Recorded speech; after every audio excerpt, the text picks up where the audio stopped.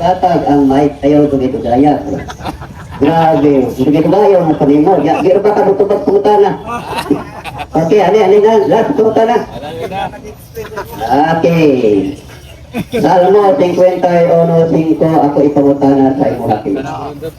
Ingon siya din sa Salmo 51:5 nagaingon.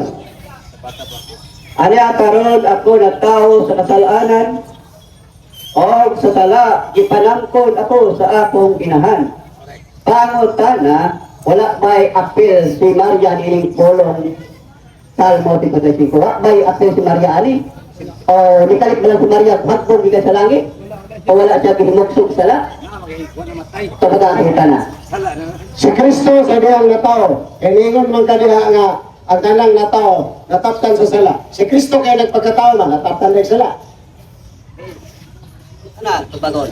Ano kung tubag? And every general law, there will always be an exception.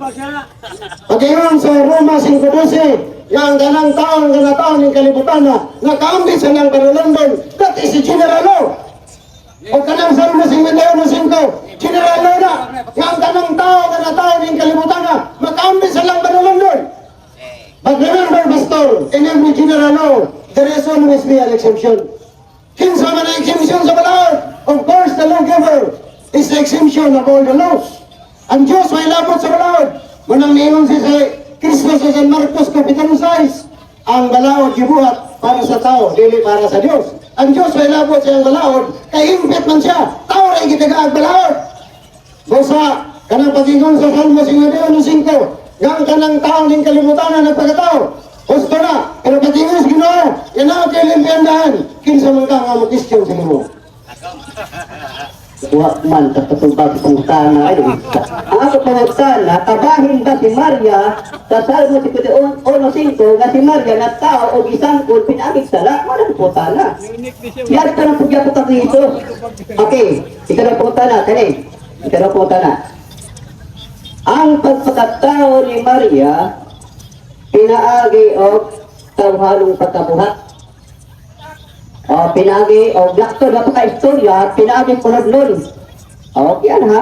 Pinagi. Now, kung ato ta kaginong Isos, o, kausang tao, ay tingog.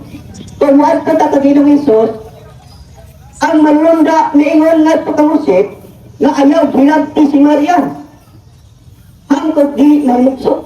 Okay, so wala di ka ng ligitan, sige na si Kristo sa ulog nun.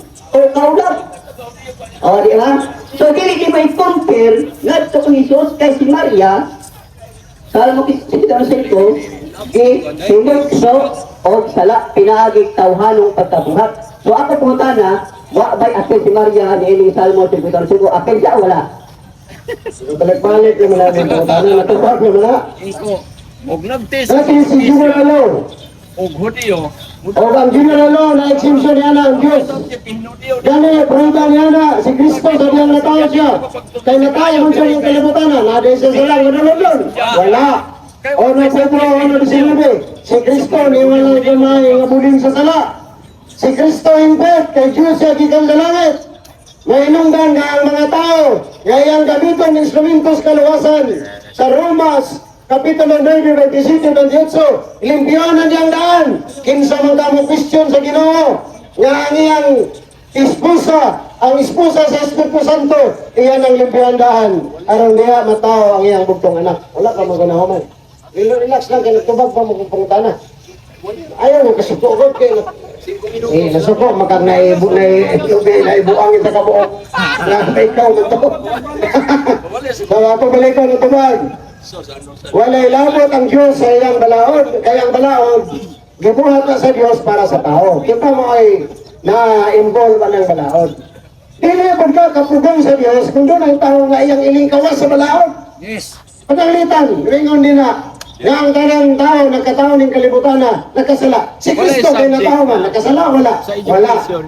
Man, kasi si Kristo may sala, ang pagkawala sala ni Santa Maria, nilututo nga dapat niya gikan sa Ginoo, na siya mo imong ilahan sa Ginoo, na ang Diyos dili pwede bupuyo ka lang, ang nalipin sa sala. Busa si Santa Maria, gilimpuyo mo niyang daan, kaya diha man siya bupuyo. Yes, Santa yes. Maria.